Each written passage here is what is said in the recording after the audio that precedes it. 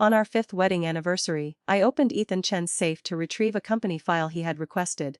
Beside the usual cold, impersonal documents, an old black phone lay silent in the far corner. It looked like a carefully guarded secret. I had only intended to take it out and check if the battery still worked. However, when entering the password, my fingers habitually typed my own birthday. It was incorrect 3 times in a row. By the 4th attempt I paused, feeling as if someone were squeezing my heart. I tried inputting a different sequence of numbers. It was the birthday of his first love, whom I had never met, but that name had pierced my ears countless times like a needle. With a beep, the screen lit up. The password was correct. In an instant, my palms turned ice cold. The photo album opened, filled with images of the two of them smiling. The girl leaned against his shoulder. Her face was bare, her hair tied back simply. Yet her eyes shone with a dazzling brilliance. He sat beside her. Usually a man of few smiles, yet in every picture, he wore a look of tenderness I had never seen before. The corners of his lips curved up very slightly, as if just looking at her was enough for his entire world. I scrolled down to see photos of them traveling at the beach, hiking mountains, eating barbecue at a night market, and taking selfies together on a drizzly street corner. There was even a video of him standing in the kitchen, clumsily stirring a pot of soup, turning back to laugh softly. A deep husky male voice resonated in the recording. "Tiffany, taste this. If it is delicious, I will cook for you for the rest of my life." Every word was gentle. Every word was full of pampering. When I heard him tenderly call the name Tiffany in that recording, my heart felt as though it had been torn apart. This phone belonged to his college days. It was his youth, a treasure he wanted to hide away. But what about me? The legitimate wife who had been married to him for 5 years. On the phone he currently used, I did not even have a single photo set as the wallpaper. The photos of us together could be counted on one hand, mostly social-style family portraits. His expression in them was faint, as if he were taking a picture with a colleague. I was staring blankly at the screen when a low, calm voice sounded right behind me. "Peeping at someone else's private belongings, do you find it very interesting?" Anna Wang. I started and turned around. Ethan stood at the doorway of the study, his shirt still buttoned to the top. His tie was removed, one hand in his pocket, his posture straight. His eyes held no anger, nor were they loud, they were simply cold and distant. It was as if the person whose privacy had been violated was him, not me. In that moment, I suddenly felt strangely calm. "Let's get a divorce." My voice was very light, yet every word fell heavy as a stone. The air in the room instantly froze. He frowned slightly, as if listening to a tasteless joke. Ethan walked over leisurely, took that old phone from my hand, and his fingers slid across the screen very quickly. He selected settings, then selected delete all data. The action was neat, without hesitation. In just a few seconds, all the images, messages, and recordings, those fragments of youth he had once cherished, completely vanished. "Is that enough?" He glanced at me, his expression calm, his voice even carrying a hint of impatience. "I deleted everything. Do you still want a divorce?" I looked at that empty phone, then looked at the man who had once been my entire world. I wanted to answer very seriously. Ethan laughed, as if he had heard an unreasonable, childish demand. "Anna, do not make a scene." He furrowed his brows, his tone lecture-like. "I am in the middle of running a project. At the end of next year, when it is finished, I will make time to take you to Beachwood to see the snow. Is that all right? That is the place you have said you wanted to go to for years." His mouth said he would make time, as if it were a massive favor he was bestowing upon me. Seeing that I remained silent, he leaned closer, the corner of his lips raised in a half-smile, and his fingertips tapped lightly on my forehead. "I am not lying to you this time, really." I looked at him and suddenly found it indescribably funny. "This time you are not lying to me." It turned out he knew very well how many times he had deceived me in the past, and how many times he had promised to take me to Beachwood to watch the snow. Every time the holiday approached, he would make excuses about being busy with meetings, social engagements, or business trips. Even for movie dates, I was always the only one standing outside the theater waiting until showtime, hugging a box of cold popcorn in my arms. There was a time he said he would come to pick me up after work and told me to wait a little. In the end, the sky suddenly poured heavy rain, and I was soaked from head to toe. I stood shivering under the eaves for nearly 2 hours, yet there was still no sign of his car. When I got home, he merely said nonchalantly that he forgot. It was a small matter. Why did I have to make a big deal out of it? With all the promises made to me, Ethan was always the one to break them. Yet now, he just casually dropped a sentence about taking me to see the snow. thinking he was distributing a reward, enough to move me to tears and make me forget all my past grievances. I do not need it anymore. I took a deep breath and resolutely repeated myself, Ethan, I want a divorce. This time the man's expression completely sank, and his thin layer of patience was torn apart. Anna, you really do not know how to listen to reason. His voice was as cold as ice. If you want to go to Beechwood, then go. If not, then forget it. I gave you a chance. Do not come back later crying and saying I did not do what I promised you. After speaking, he grabbed the jacket thrown on the sofa, draped it leisurely over his shoulders, and did not bother to glance at the dinner table I had spent the whole afternoon preparing according to his taste. Without another word, he said, I am leaving. Without a single lingering look, the door was pulled open forcefully by him. A loud slam echoed in the quiet house like a slap in the middle of the night. This time, I did not step forward, nor did I utter a single word to make him stay. I pulled out a chair, sat down at the dining table, and picked up my chopsticks alone, quietly eating the food that had already gone cold. He liked seaweed soup, he said drinking it helped him sleep better. Now, I was the only one left. My heart no longer throbbed with pain as it did when I first discovered that phone. All that remained was a dry, barren wasteland. In the past, I foolishly believed that a man as high and mighty as Ethan would never bow his head for anyone, let alone enter the kitchen. However, in those old notes on the phone, I read every single word he wrote for Tiffany. He learned how to distinguish between different types of knives. He noted how to store onions so her eyes would not water. He recorded the proper temperature for baking cream puffs and the marinating time for the honey, roasted chicken she said she liked. Every cut on his hand, every blister from hot water. He took a photo of each one and sent it to her. He smiled foolishly, showing off that his hands had gained medals because of her. He said that entering the kitchen for the person he liked was truly happiness. He wanted to cook personally to nourish her and make her chubby so that no one else would fight to take her away from him. Reading to that point, I finally saw myself clearly for the first time. In his brilliant love story, I was nothing more than a pitiful joke that had intruded at the wrong time. The next day, I met my close friend, the lawyer Helen Shen, at a coffee shop beneath the office building. The glass door was misty. The sound of rain pattered on the eaves, the smell of hot coffee blended with the sweet scent of baked pastries. Yet, my chest remained as cold as ice. Are you two arguing again? Helen rested her chin on her hand, looking at me in surprise. Is it so serious this time that you called me to draft a divorce petition? She was the one who understood best how much I had loved Ethan. In the past, whenever we argued, at most it would be a cold war for a few days, and I would still be the one to soften and send a message asking if he had eaten or if he was coming home. But this time was different. I was truly tired. I looked out at the busy traffic outside the glass window, my voice so calm it frightened even me. Do you know, she has returned to the country. Just the word she made Helen's eyes instantly sharpen. Is it Tiffany? Tiffany. This name was like a small needle stuck in my heart. It did not bleed, but every time it was touched, it throbbed with dull pain. I had never met her. I might not even recognize her on the street. But from the moment we got married, her existence had always hovered between Ethan and me like a shadow that would never dissipate. He told me everyone has a past and private space is important, hoping I would not be curious. Yet, he once shared a music account with Tiffany. The shared playlist was full of love songs, with the note saying our playlist. He did not like exposing his personal life online, yet his old profile was filled with traces of her. From photos of cotton candy they ate together to ambiguous status updates only the two of them understood. Take me to see the art exhibition. He had spoken indifferently, saying it was just to change the atmosphere. Later, I learned that was the artist Tiffany loved. He told me wandering the streets was a waste of time. But he had once walked with her through every antique market in the city, meticulously taking photos for her to choose from. He loved me for 2 years and we had been married for 3. In the eyes of outsiders, we were a model couple. But in those 5 years, Ethan had never truly erased Tiffany from his heart. And what about me? I was like a plug filling a gap during his waiting period. I was a comfortable habit, and also a reluctant choice when he could not marry the person he wanted. All right. Helen sighed, picking up the file bag next to her. I will handle the divorce petition. I guarantee I will not let you suffer any disadvantages. She paused for a moment, her eyes full of worry. But Anna, are you really determined? I already told you. Helen looked straight into my eyes, serious. This man is not suitable for you.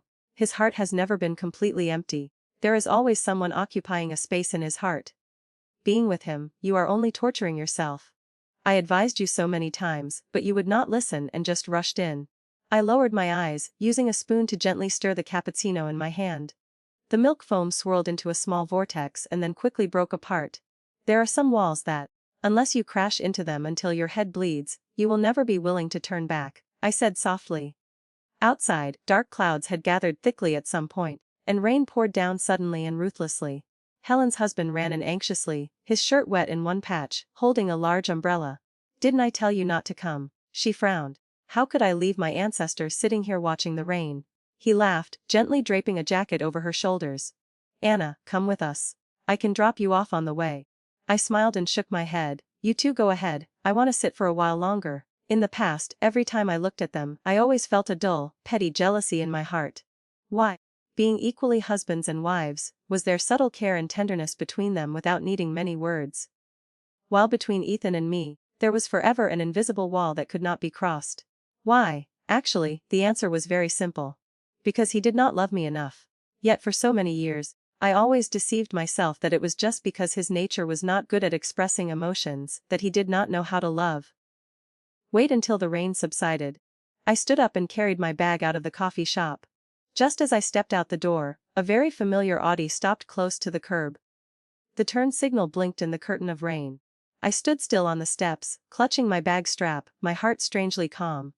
The storm of my life had perhaps reached the time when I had to stop it myself.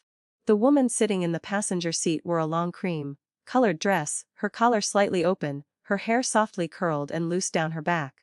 Every movement exuded a pampered gentleness. She tilted her head slightly to say something, the corners of her lips curved, her cheeks flushed.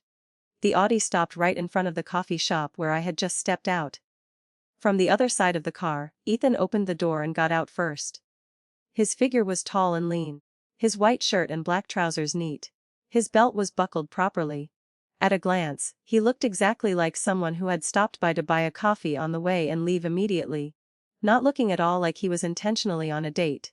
He closed the car door, walked around the front of the car, and strode quickly toward the coffee shop. His eyes swept over me, only raising his eyebrows slightly, as if he had accidentally run into a colleague from the same company, rather than the wife he had lived with for 5 years. Perhaps he thought I would actively say hello, or at least nod slightly, but I just lowered my head, pretending to be busy looking at my phone screen. I opened a ride-hailing app and entered my home address very seriously, as if standing there waiting for a driver had nothing to do with him. Maybe because I was too lost in thought, my steps faltered, my eyes did not see the steps clearly, my thin heel slipped and my ankle twisted. My whole body staggered, and it hurt so much that I took a sharp breath. Ethan glanced over, his brows furrowing very slightly. That gaze stopped for less than a second, as if assessing whether I would fall flat on the ground and cause him trouble or not. In the end, he said nothing and did not step over to help. He just turned and continued into the coffee shop. His back was straight and decisive. Clean as if there were no wife standing in pain right behind him. I braced my hand against the railing, trying to keep my balance. My ankle burned, but I tried to endure it. The app screen displayed the text "Finding a driver for you." I stood close to the edge of the road, avoiding his line of sight, quietly waiting for the car like a stranger. Not long after, the coffee shop doorbell chimed again with a familiar sound. Ethan carried 2 takeaway coffees, the white paper cups steaming in front of his chest. "Let's go." He stood in front of me, his tone carrying a hint of impatience. "Didn't you tell me to come pick you up?" I raised my head to look straight into his cold eyes. "I did not ask you to." My answer made the atmosphere drop a beat. He frowned, clearly not wanting to argue. "Anna, do not make a fuss." Without waiting for me to explain further, he reached out and grabbed my wrist, using just enough force not to hurt me, but also not giving me a chance to refuse, forcing me to walk toward the car. The Audi door was opened by him, and I was stuffed into the back seat. He handed the coffee near me. I did not reach out to take it, so he placed it heavily into the cup holder next to me. His attitude was indifferent, as if to say drink if you want or leave it if you do not. He walked around to the other side and sat in the driver's seat. From the passenger seat, Tiffany turned her head to look at me, her lips smiling politely, her voice soft as the wind. "Long time no see, Miss Anna." I also smiled in return. It was polite to the point of being estranged. Throughout the journey, no one intentionally opened their mouth to lift the atmosphere. In the car, there was only the steady sound of the air conditioner and the smooth hum of the engine. The silence was suffocating. A moment later, Tiffany's soft voice sounded. She leaned her head slightly against the seat, one hand on her forehead, her face turning a little pale. Ethan, I think my blood sugar has dropped. I feel a bit dizzy. Is there any candy in the car? Her voice sounded both tired and coquettish, flexible enough to make others unable to bear refusing. Ethan did not hesitate at all. One hand still held the steering wheel, while the other opened the storage compartment, rummaging for a small chocolate bar, and handing it straight to her. I have reminded you so many times. You must bring candy and biscuits when you go out. Why do you never remember? The sentence was very natural, as if he had repeated it countless times. Tiffany took it, her beautiful fingers lightly touching his fingertips, smiling gently. I have been too busy lately, so I forgot. Luckily, I still have you.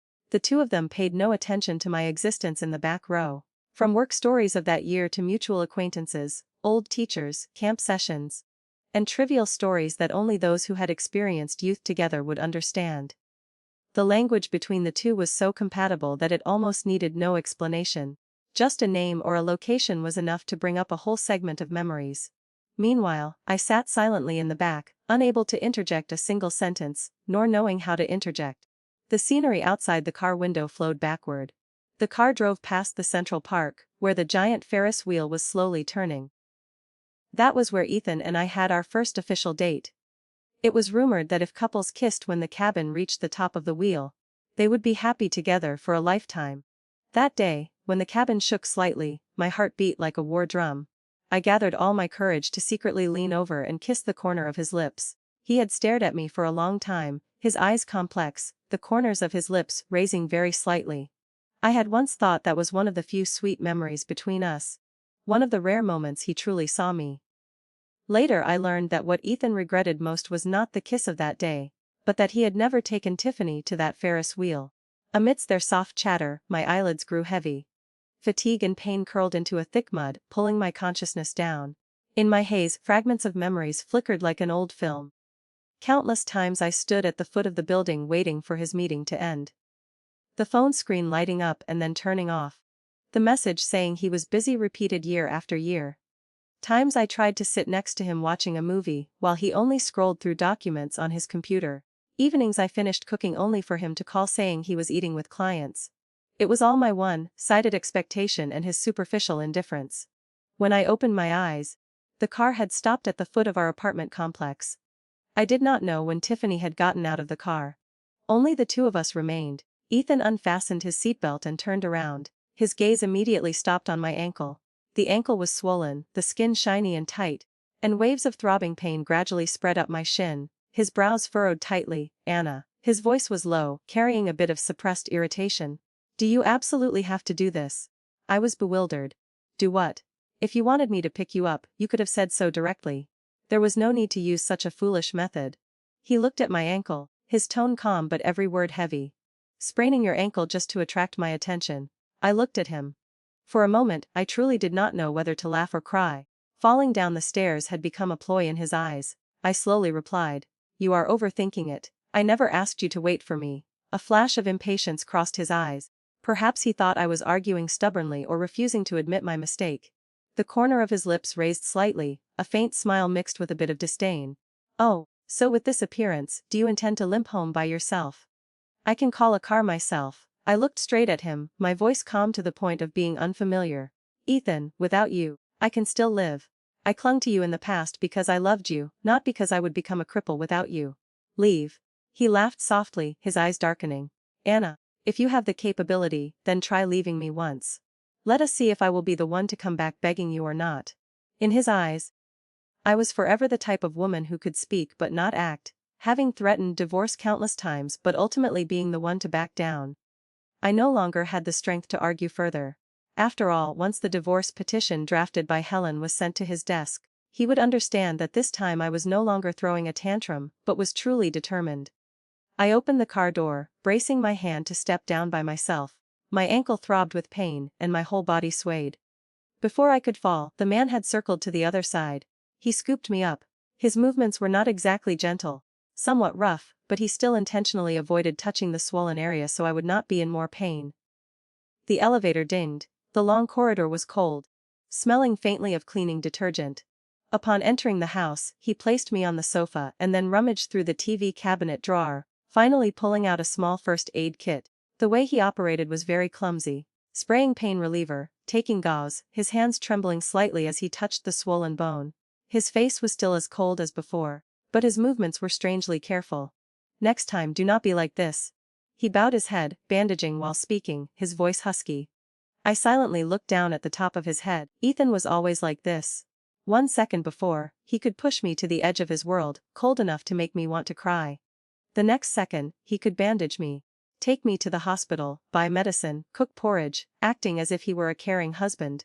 It was as if he gave me a hard slap and then stuffed a sweet candy into my hand. Pain or sweetness was all decided by him. Sometimes cold, sometimes hot, sometimes far, sometimes near. He kept me stuck in a cycle of torment for 5 years. Did he ever truly have any feelings for me, even a little bit? This question had caused me insomnia for countless nights. But actually, agonizing over whether someone loves you or not is the most foolish thing in the world. Yet I had been foolish for 5 years. It was time to wake up. Thank you, I said casually, my voice faint like being polite to a stranger. Ethan stood in front of the sofa and did not leave immediately. Is there something else? I asked. He pursed his lips. Silence for a few seconds. Do you have nothing you want to ask me? I knew what he was waiting for. Waiting for me to question, to be jealous, to cry and ask him if he still loved me, and what was going on between him and Tiffany. But I just shook my head. Actually, last night I viewed Tiffany's personal page. She posted a photo of an airplane wing that had just landed at Beijing Airport with a very short caption. Waiting for you. I scrolled down to look at every comment. There was no trace of Ethan. No heart reaction, no message left, no share. But I knew he would definitely go, and indeed he did. It is not what you think between Tiffany and me. Rarely did Ethan take the initiative to explain. I went to pick her up this time only because she just returned to the country and is not familiar with the roads, so I conveniently helped out. I nodded. You did the right thing. A flash of unwillingness flickered in his eyes, as if he hoped I would burst into tears, make a scene, and cling to him to interrogate him to the end. Anna, he stared at me as if wanting to pierce through the calm look on my face. It ended early between her and me. Now we are just normal friends. I know, I replied very simply. He suddenly stepped forward, unexpectedly pulling me into his arms. The warmth from his body transmitted through the layers of clothes was a feeling I had once craved so much. Ethan lowered his head, rarely taking the initiative to try to kiss me. He knew I liked physical closeness, liked the feeling of being hugged by him. He thought that just a kiss, a tight enough embrace, could coax me into softening like every other time. But when his lips were about to touch, I tilted my head to avoid it. At that moment, he clearly froze. He looked at me with disbelief, as if he could not accept that I, the woman who used to yield to him in everything, now dared to refuse him. His face darkened. Anna, I also have a limit to my patience. It is best if you do not go too far. Tonight I am sleeping in the living room. I did not respond to his sentence, only calmly stood up. You sleep in the guest room. That night we slept separately. The master bedroom was still the room once full of my imagination about the future. Now only the large, cold bed remained. Early the next morning, when I woke up, the house was so quiet that I could clearly hear the ticking of the clock. He had left at some point, no goodbye, no note. I took a deep breath, stood up to change clothes, and put on light makeup to cover the dark circles under my eyes. Since I had decided to leave, I had to be decisive. I went to the company, walked straight to the HR department, and placed the signed resignation letter on the table. Initially, I chose to work at this company not because of good benefits or wide opportunities for promotion as stated on my resume, but because of Ethan. I wanted to see him a little more every day, run projects with him, work overtime together, and sit in meetings until midnight. The result was that after joining the company, he resolutely kept the fact that we were married a secret, saying something about not wanting to affect the workplace atmosphere. Afraid employees gossiping would be bad for the leader's image at the company. He intentionally kept a distance from me in front of everyone. Whenever an assistant or employee was needed for a business trip, the list never had my name. In meetings, he treated me like air, only calling my name when data reports were needed. Aside from that, there was absolutely no reminder praise or encouragement. Even when I completed a large project alone and received a thank you letter personally sent by the partner, he only nodded blandly during the meeting, considering it a matter of course. Colleagues looked at that cold attitude and began to speculate wildly. Some thought I offended the boss. Others said I did something wrong that made the CEO dislike me. Among the few people who knew the relationship between Ethan and me was the HR manager. Are you really quitting? She looked at the letter and then raised her head, her voice full of awkwardness. President Chen only said to demote you, he did not say for you to quit. I gave a faint smile. Demotion is enough. She sighed, lowering her voice as if afraid others would hear. Your current position has been arranged for a new international student who just returned to the country. It was personally instructed by President Chen. My chest felt ice cold in an instant. My voice went hoarse as I asked, almost unable to believe my own words, is her name Tiffany? The HR manager was startled. That is right. That is the name. Do you two know each other? I had to hold onto the edge of the table to stand firm. Clearly, I had already decided to leave. Yet when I learned that the person replacing me in the company and in his heart was the same name, I still felt as if the sky above my head had cracked open. For years at the company, Ethan never gave me any special privileges. But when he needed to step on someone to bring the person he held in his heart back, he never hesitated. The position of department director I was sitting in, every centimeter was climbed by my own ability. Every overtime until midnight. Every plan revised until my eyes were red. Every presentation where I trembled with sweat but still had to smile calmly. There was no place bearing the name of Ethan's favor.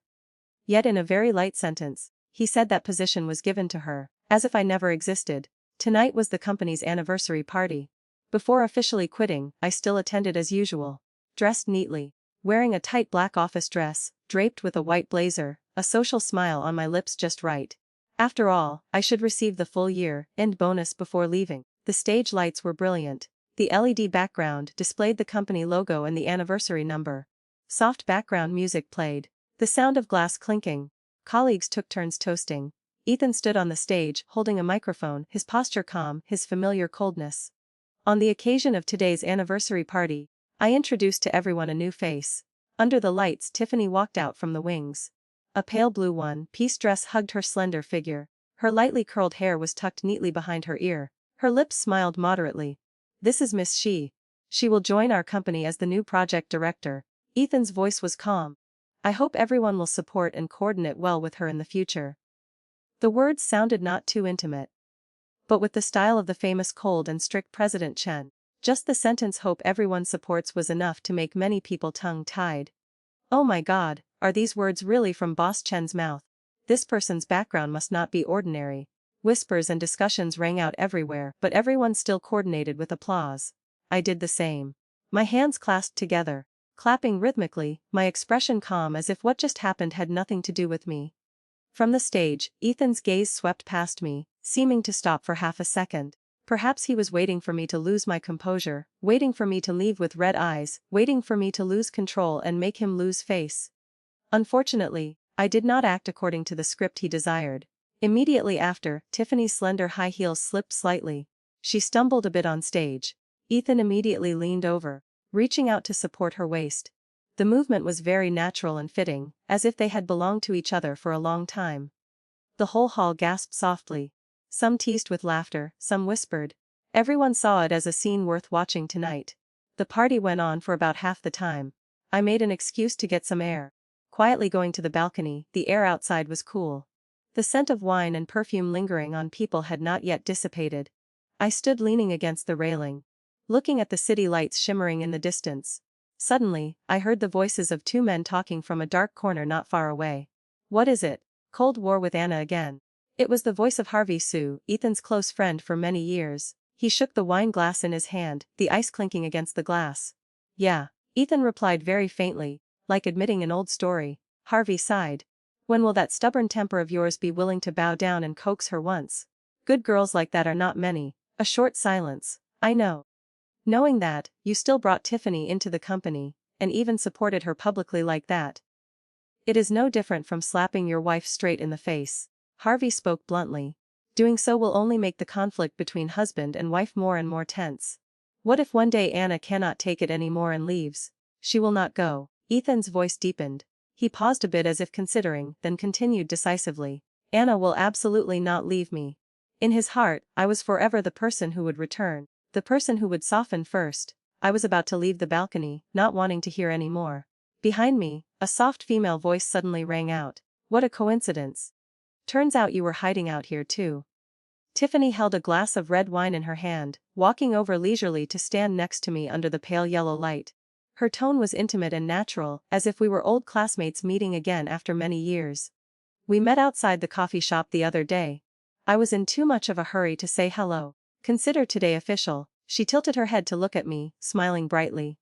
You are Anna, right? I just joined the company and already took your position. I am really embarrassed. The voice sounded apologetic, but every word was like a thin blade, stabbing and twisting. Just arrived and already took your position. People standing nearby stole glances. I heard the provocation in her words. The corner of my lips raised in a faint smile. Miss She. I turned to look straight into her eyes. Are we very close? The smile on Tiffany's lips became even more radiant, as if I had said something that interested her greatly. I am indeed quite strange to you, she spoke slowly. But surely you are very familiar with me, right? I knew what she was saying. Knew she understood well that I had seen her name in the visitor history. Knew I had read all the notes in that old phone. She wanted to see me panic, wanted me to lose control with jealousy, wanted me to expose her in front of everyone. Unfortunately, I did not act according to that script. I quietly swirled the wine glass in my hand, my face expressionless. No scolding, no screaming, absolutely no reaction as she expected. My calmness made the smile on Tiffany's lips stiffen slightly. Her eyes flashed with displeasure. In a split second, she suddenly flicked her wrist hard. The red wine in her hand poured onto her dress. The dark red liquid splashed, staining the pale fabric. Ah! She let out a startled cry, full of artistry. That cry was loud enough to attract the eyes of those around, and also small enough to sound like an unexpected accident. The man standing not far away immediately turned around. Ethan saw that scene, his originally calm face immediately darkening, his face tense. Anna, what are you doing? He did not ask what happened but directly attributed the fault to me. It was truly consistent with his personality. I gripped the wine glass tightly in my hand, my knuckles turning white. I did not explain, nor did I refute. With one decisive move, I splashed the remaining wine in the glass straight onto his face. The red wine flowed down the contours of his face, dripping onto his white shirt collar. Gasps of surprise rang out all around. There, I smiled coldly, I did that. Waiters hurriedly ran over, handing over tissues and wet wipes. Ethan lowered his head to wipe the wine off his face with a towel. His lips were pressed tight, his deep eyes darkening like the bottom of the sea at night. He looked at me for a long time. In his eyes, I could not tell if it was anger, confusion, or panic. Finally, he did not say a single word. He just turned around, embraced Tiffany's trembling shoulders, and directly took her away from the party. I watched their retreating backs, feeling strangely calm inside. Taking out my phone, I quickly typed a message to Ethan. The resignation letter and the divorce papers are both on your desk. Remember to sign them. After sending it, I immediately blocked and deleted him from all communication methods. From WeChat, phone number, personal email to even the shared music account. Walking out of the hotel. The night wind blew past, cold but very sobering. Upon arriving home, I opened the closet and pulled out the suitcase I had packed days ago to the door.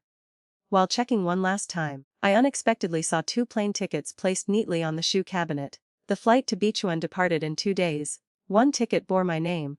So, seeing me packing these past few days, Ethan actually thought I was looking forward to watching the snow with him. He thought that as long as he pulled out 2 tickets, all the hurt and torment of the past few years would be automatically wiped clean. With an emotionless face, I picked up the ticket with my name on it, tore it in half very neatly, then continued tearing it into small pieces like snowflakes, and threw them neatly into the trash bin nearby. Without looking back, without hesitation, I pulled my suitcase straight out of the house that was once my nest, and also left this city forever. Ethan, carrying the smell of wine and a heavy mood, drove Tiffany to the foot of her apartment building. Inside the car, the atmosphere was suffocating, silent to the point where only the sound of breathing could be heard. Ethan, do not be angry anymore. Tiffany opened her mouth gently. Maybe Anna just misunderstood. I think she did not intentionally make things difficult for you. She sighed softly, her voice becoming softer and softer. I am fine. I just feel guilty for dragging you into this. You two should not quarrel anymore because of me. Ethan looked out the window. The neon lights on the street drifted backward, the light stretched into blurred streaks in his eyes. He just gave a soft hum, his voice deep and hoarse. Tiffany hesitated a bit, reaching out intending to adjust his slightly crooked tie. Just as her fingertips were about to touch his neck, she said, "Seeing you like this makes my heart ache." but as soon as her hand reached out, he reflexively tilted his head to avoid it. Her hand froze in mid-air, her expression showing a hint of hurt, her eyes looking down. Ethan. I did not mean anything else, you know that. Ethan gripped the steering wheel tightly. He paused for a few seconds, irritably pulled his tie loose, and adjusted it himself. The atmosphere in the car became awkward. He seemed unaware, just unconsciously tapping his finger lightly on the edge of the window glass in a steady rhythm. In his heart, a nameless restlessness and discomfort were spreading as if something was about to spiral out of control, yet he did not know what it was. Very quickly after that, the car stopped in front of the gate of Tiffany's apartment complex. Thank you for driving me back. She opened the car door, gently tucking her hair behind her ear to reveal her slender white neck. Ethan, do you want to come up and sit for a while? Living alone makes it easy to lose sleep. With you by my side, I will probably feel a little better. Her fragility was shown just enough, not too exaggerated, but enough to arouse a protective instinct in others. Ethan's eyes darkened. A flicker of fluctuation passed through the depths of his eyes, but in the end, he still forced himself to turn his face away. You know already, he sighed, I am married to Anna. Tiffany bit her lip, her smile slightly stiff, but she still nodded. I understand. She turned and walked in, her steps slow. The car turned around and drove toward his home. While driving, he rubbed the space between his brows, trying to suppress the discomfort in his heart. He thought that perhaps this time Anna was really angry with him. After all, demoting her and putting Tiffany in her exact position was indeed a bit excessive. But when she returned home and saw the 2 plane tickets, she would surely be very surprised. After that, perhaps everything would be like previous times.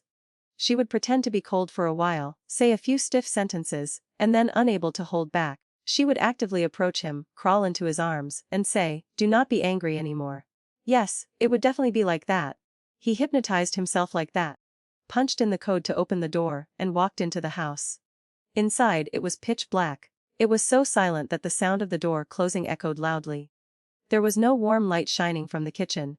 There was no smell of hot soup and reheated late-night food, nor was there the silhouette of the woman who always turned her head to look at the door, half resentful, half expectant. Not at home, he frowned. Turning on all the living room lights. The room was abnormally clean, tidy to the point of making one feel uneasy. On the dining table, there was no trace of dinner.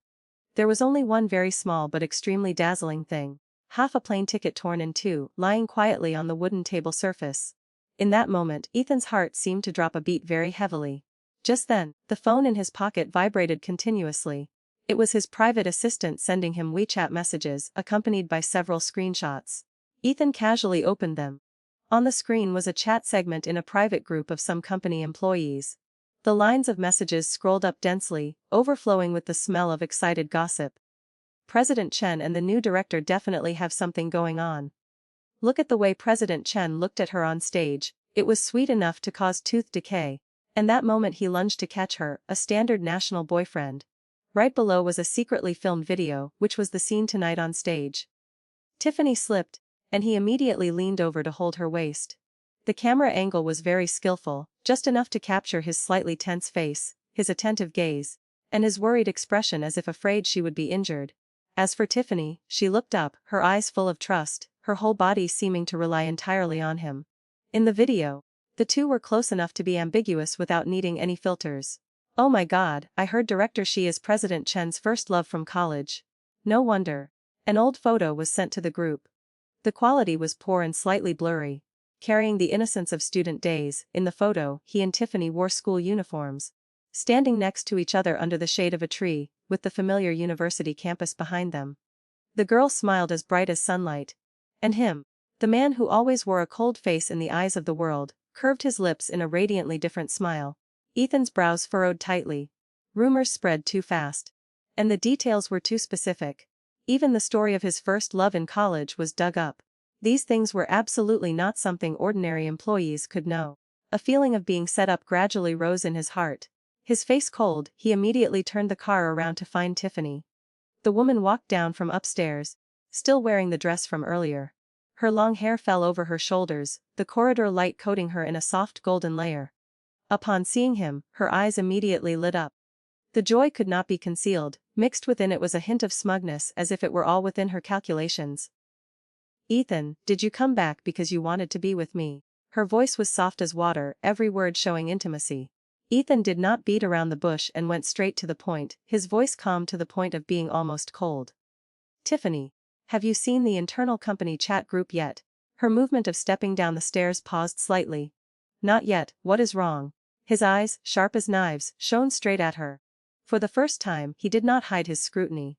The rumors about the relationship between us, did you not start them? In Tiffany's eyes, a look of surprise and hurt appeared instantly. Her eyes turned red almost immediately. Ethan, why would you think of me like that? She took a step back, her voice trembling.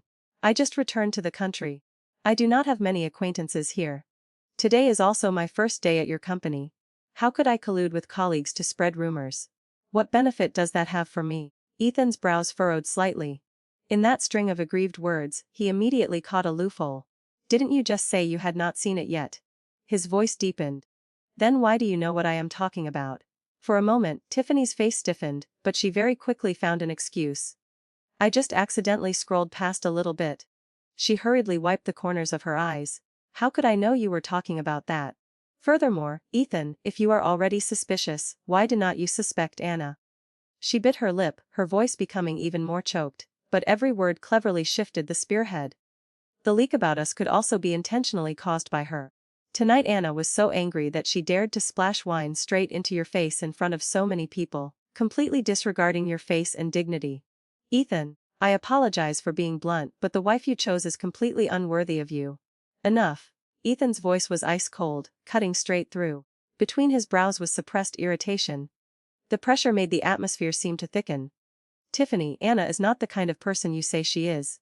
He looked straight at her, every word clear. There must be a misunderstanding about tonight. I will personally go find her to ask clearly. As for those rumors, she still pretended to be wrong, looking as if she were the most innocent victim in the world.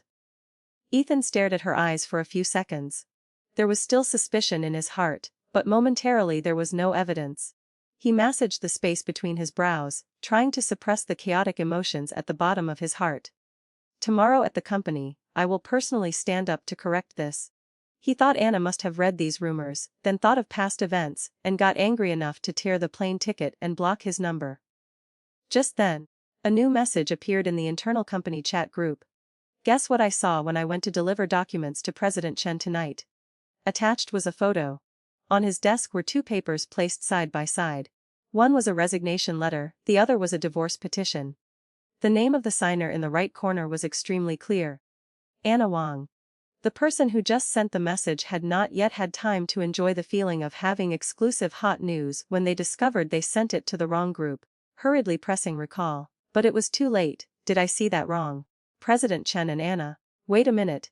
Hasn't President Chen always hated Anna? When did they get married? Hidden so well. So Anna is the real lady of the house. Then is Tiffany. No wonder Anna exploded tonight, splashing wine on President Chen's face in front of so many people. The message was like a bomb, causing even employees who previously only silently watched messages without ever speaking to simultaneously explode. They rushed to type. The chat lines in the group scrolled up ceaselessly. Icons of shock, question marks, exclamation marks flew wildly. Ethan stood still looking at the screen as if someone had pressed the pause button on him. A loud buzz rang in his head. Everything suddenly became empty. The next day, rumors had spread throughout the company at a dizzying speed, even faster than internal announcements. Tiffany bit her teeth and went to work, but just as she stepped into the main lobby, she felt judgmental eyes sweeping over her. On the way to the office, whispers, sneers, and gasps were not hidden at all. Just pushing the door into the project room, colleagues who were gathered in groups of 3 or 5 talking immediately fell silent. The atmosphere instantly became embarrassed and awkward. Then, as if there were a hidden signal, group by group dispersed, pretending to be busy. Someone intentionally raised their voice when she passed by. Stealing someone else's husband and still having the thick face to come to work. Truly rare to see. Knowing clearly that the man has a proper wife but still squeezing in. Her guts are really big. Probably thinking she is the first love so she can do whatever she likes. Tiffany's face turned pale. She tried to stay calm, forcing a smile to explain to those who remained standing. Ethan and I have known each other for a long time. Clearly Anna is the one. So what if you have known each other for a long time? A female colleague with a straightforward personality immediately interrupted, her voice full of disdain. Sorry, on paper, she is the legal wife recognized by the law. And what are you now, do you not know? You are just the third person destroying someone else's family. These words blocked Tiffany's throat, choking her so much she could not say another sentence. Tears immediately flooded her eyes, the corners of her mouth trembling. She could not stand those contemptuous looks anymore, covering her face and running straight toward the CEO's office, pushing the door to enter. Her voice was choked, originally intending to seek some comfort. Ethan, how could they say such things about me? Before she could finish her sentence, she froze in place. Ethan sat behind the desk. His face gloomy to the point of being scary. The document file in his hand was gripped so tightly that his knuckles turned white. His eyes were bloodshot, looking like he had not slept for several nights. His gaze frantically overturned every clue to find me. Only at this moment did the man who was always confident that she would not leave truly understand. I was not throwing a tantrum. I was not playing hard to get. I truly did not need him anymore. Ethan's heart felt as if it were squeezed by an invisible hand, squeezing tighter and tighter, making him almost unable to breathe. He dialed that familiar phone number again and again, the sequence of numbers engraved in his bones. But what answered him every time was only a mechanical, emotionless female voice. The number you have dialed is currently unreachable. Tiffany stood by his side, tears streaming down her face, her voice weak. Ethan, shut up. He no longer had the patience to coax anyone. He just shouted a cold sentence, his eyes not even bothering to look toward her. Amidst the chaos and utmost despair, a name suddenly flashed in his head. Helen Shun, Anna's close lawyer friend, the person who helped her draft this divorce petition. He called. The other end picked up very quickly, but the voice that came through was full of cold sarcasm. So what if it is me? Helen laughed faintly. Why are you asking this? Where is she? Ethan's voice went completely hoarse. The other end immediately let out a scornful laugh. Ethan, you are truly a scumbag. You still have the face to call me and ask about Anna. Isn't hurting her like that enough? I am telling you, do not dream of finding her through me. After speaking, she hung up. In his ears, only the prolonged beeping sound remained. His face gradually turned pale. Until a week later, his assistant knocked on the door and entered, holding a printed sheet of passenger information for a flight. President Chen, I found it. The plane landed in Yuncheng, a small city in the south, 2,000 kilometers away from the capital, Yuncheng. The place recorded in Anna's household registration profile. The warm, humid, drizzly hometown she rarely mentioned, but every time she did, her eyes would soften as if covered by a thin layer of mist. This time, she truly returned to the place where she belonged, without taking him along. I dragged my suitcase and stood before the wooden door that was familiar down to every scratch. Yet in my heart, I felt strange, as if standing in front of someone else's house. The house number was still the same. The orchid pot Mom hung on the porch was still blooming in season. But I knew very well that the person who had changed was me. Taking a deep breath, I finally dared to reach out and press the bell. The door sprang open very quickly, as if the person inside had been waiting all along. The person opening the door was my mother. She froze for a moment, her eyes staring at me as if she could not believe the daughter who once argued and left was now standing in front of her.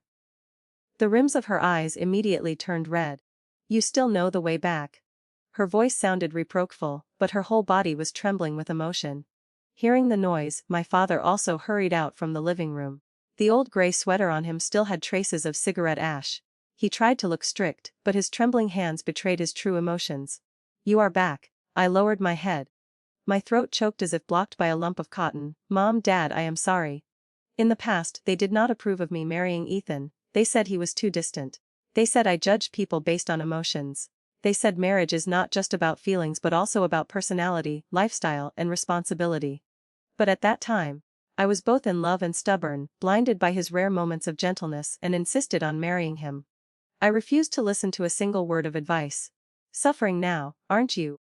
You silly child. My mother held my hand, pulling me into the house, muttering while looking me up and down. How much weight have you lost? You probably haven't eaten properly these past few years, right? She turned into the kitchen, her hands busy rummaging through the fridge. Let Mom make the sweet and sour ribs you like best. Since you are home, you must be nourished back to health. I looked at the hair on my mother's temples, which had turned much grayer. The wrinkles at the corners of my father's eyes were deeper than before. My nose stung, and my eyes heated up. Just for a man, I had said words that hurt them, had run away from home, had used silence to punish my parents' worry. It was truly stupid to the point of being laughable. Fortunately, it was still not too late to return. In the days that followed, life passed slowly like the years of old that had never been torn apart. In the morning, I followed my mother to the market, listening to her nag while choosing vegetables. Which stall sold clean vegetables, which sold fresh meat, telling the fish seller at the beginning of the market to give her a few extra scallions. In the afternoon, I followed my father to the riverbank to fish. Most of the time we just sat quietly listening to the sound of water lapping against the shore. Occasionally, Dad would cough or click his tongue cursing the fish that just slipped off the hook. There was no need to try to talk, no need to force a smile. Just sitting beside them, watching the kitchen smoke rise from the distant roofs, the warmth of the small home gradually soothed the emptiness in my chest. Near the Lunar New Year, my parents looked at me many times as if wanting to say something. Finally, while I was peeling a mandarin orange, Mom coughed softly and opened the conversation cautiously. "Anna, do you and little Chen plan to stay in this deadlock forever? Hasn't he called these past few days? Not saying anything about picking you up to go back?" My father let out a soft "Hafe," but his voice carried a hint of probing. Husband and wife should not hold grudges overnight. Arguments happen, but life must go on. After all, he was chosen by you. If he knows how to admit his mistakes, do not be too stubborn. I looked at the two of them.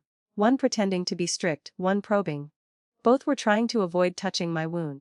Knowing I could not hide it any longer, I put down the orange in my hand, wiped the juice off my fingers, and took a deep breath. "Mom, Dad." My voice was so calm that even I found it strange. "It is not an argument. I came back to divorce Ethan." The living room instantly became silent. The ticking of the clock on the wall suddenly became strangely clear. I did not mention the dirty stories revolving around Tiffany, nor did I talk about the rumors or the internal chat group.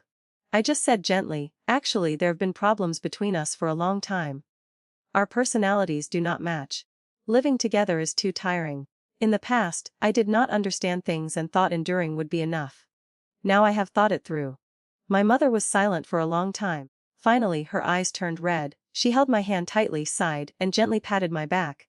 "Let it be then. Being back is good. Being back is good. Mom and Dad will always be your home." My father stood up, quietly went out to the balcony, smoked a cigarette, and upon returning, he just nodded vigorously. "If you want a divorce, then divorce. You still have Mom and Dad." A few days later, while washing dishes, peeling fruit, or watering plants, my mother seemed to unintentionally mention an old acquaintance repeatedly. One evening, she finally spoke clearly. "Mrs. Joe's son, the neighbor, Gabriel, just transferred back from abroad. You two used to play together when you were small, do you remember? He came over to visit last night. Hearing you were back, he said he wanted to invite you to dinner as a welcome back gift." Mom glanced at me, hurriedly adding, "Do not overthink it. It is just friends meeting to talk. No one is forcing you to do anything." I smiled and nodded. "I know. Meeting an old friend is good. I should also start stepping out." The restaurant Gabriel chose had a very pleasant atmosphere. Soft yellow lights, low piano background music, the smell of food was fragrant but not too heavy. Guests spoke softly. The Gabriel of today was completely different from the skinny boy who used to hide behind my back in the past. He was taller, his figure straight in a shirt and long coat. The thin, rimmed glasses on the bridge of his nose increased his elegant look. His way of speaking was calm and measured, making the person opposite feel absolutely no pressure. We talked about foolish pranks from childhood. About how I used to lead him to skip school to go to the riverbank. About how he was scolded by his mother for climbing a tree to pick Gavis for me. Then we talked about how Yincheng had changed in recent years. The small tea shop at the head of the alley was gone, replaced by a convenience store, while the road to the riverbank had been paved and fitted with streetlights. He spoke about his work abroad, the cities he had lived in, and the landscapes he had seen, but he absolutely did not mention my marriage. He did not ask how things were between me and my husband, nor did he show any curiosity or pity. He skillfully guided the conversation so that the atmosphere remained light and comfortable.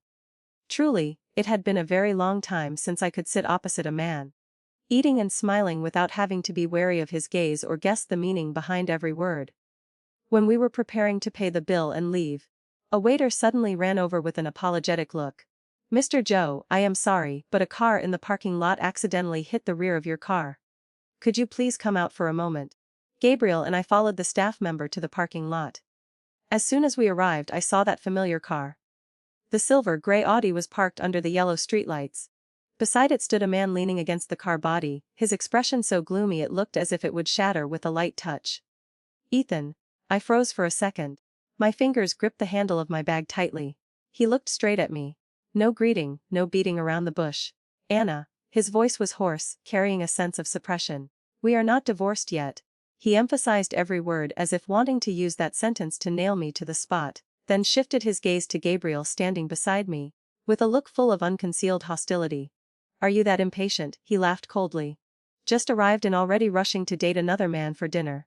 In your eyes, what am I? Gabriel's brows furrowed slightly, as if intending to speak up to explain the relationship between us. I gently shook my head, signaling him not to say anything. I took a step forward myself, facing Ethan. Do you not find it ridiculous saying that? I looked straight into his eyes, my voice strangely calm. Am I not allowed to have friends of the opposite sex, or eat a meal with someone else? Ethan laughed, but the smile held no warmth. Just based on the way he looked at you earlier. You dare say you are just normal friends? Saying this, he suddenly became agitated, reaching out to grab my wrist.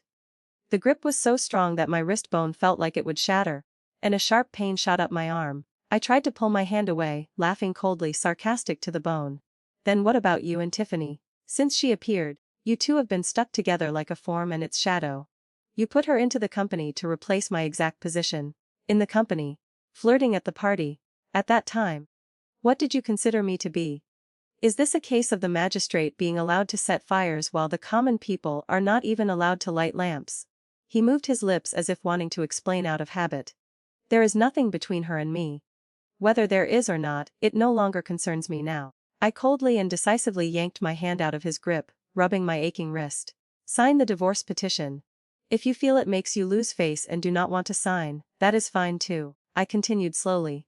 After 2 years of separation, I can sue in court. The thing I do not lack most right now is time.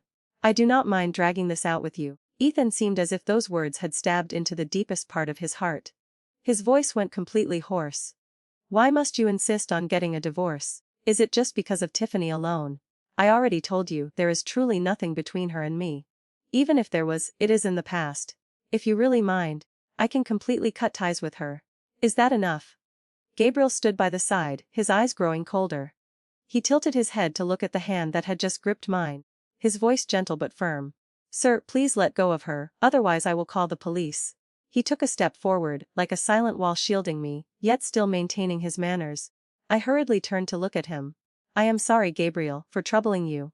Please wait for me a moment, let me make things clear with him. Gabriel looked at me with worry. Then looked at Ethan, who was still stubbornly refusing to back down, seeming unassured. He instructed, if anything happens, remember to call me immediately. I will wait for you over there.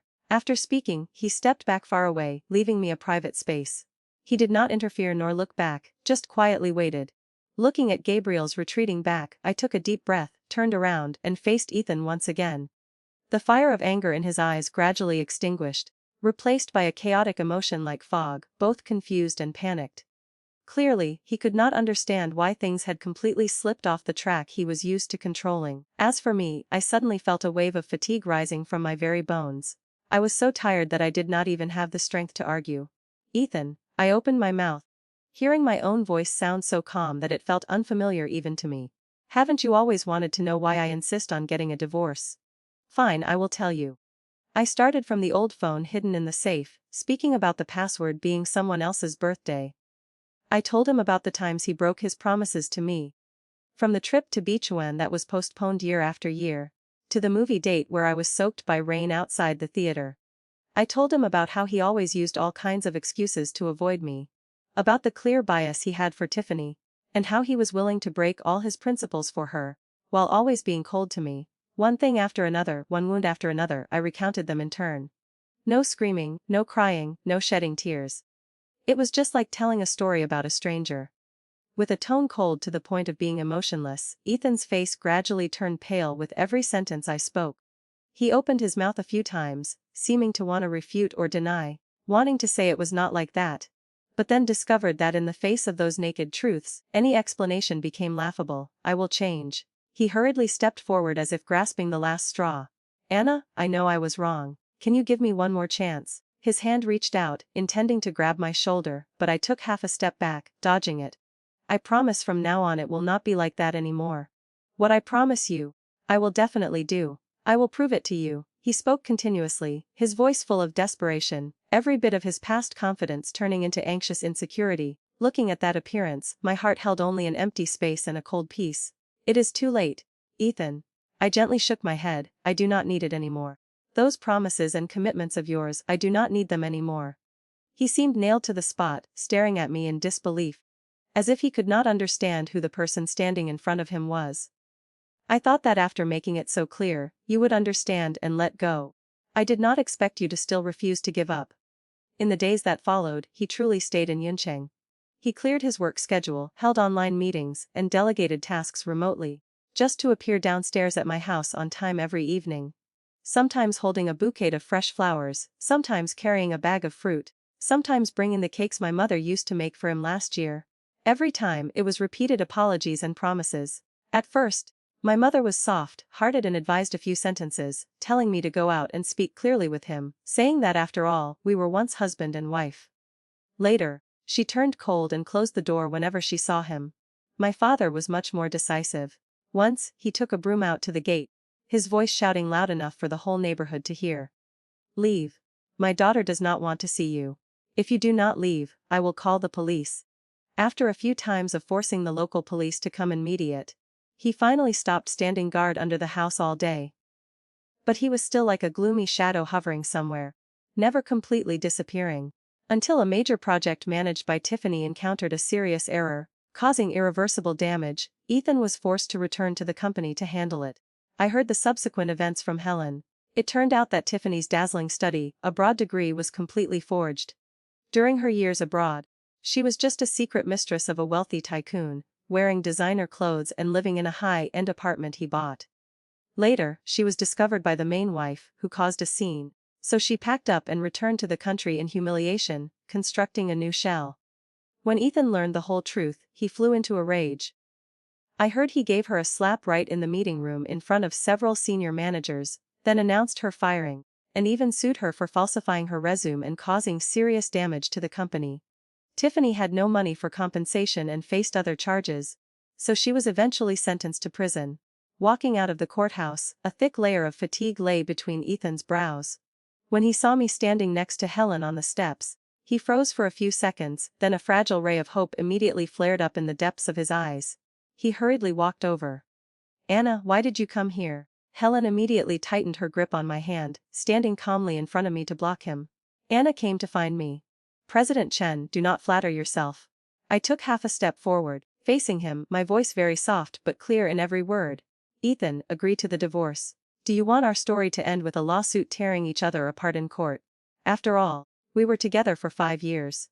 Let everything end decently." He stopped abruptly, the light in his eyes seeming to be extinguished bit by bit. "I understand." His voice was hoarse, as if he had to gather all his strength to utter that sentence. "I will sign." He looked at me, the corners of his lips twitching. "But Anna, I will not give up on you. I will start over." "I do not need it," I interrupted, my voice not loud but so determined that there was no room for interruption. "After signing, contact my lawyer. Leave the rest for the professionals to handle." Helen stood beside me, tilting her chin up slightly, her expression cold, adding a bit of imposing manner. "That is right. No need to trouble President Chen to worry. In the future, if there is business, please work through the lawyer." I looked at the man I had loved for 5 years, the person for whom I had cried, begged, and lowered myself until I had no dignity left. Finally, I spoke the farewell I had owed myself for a long time. "Ethan, in the future, do not disturb my life anymore. We officially end here." After speaking, I turned and walked away. Without looking back, I walked toward the afternoon sunlight stretching across the ground. It fell on my shoulders, strangely warm. My story with him ends here, but my life has finally truly started again.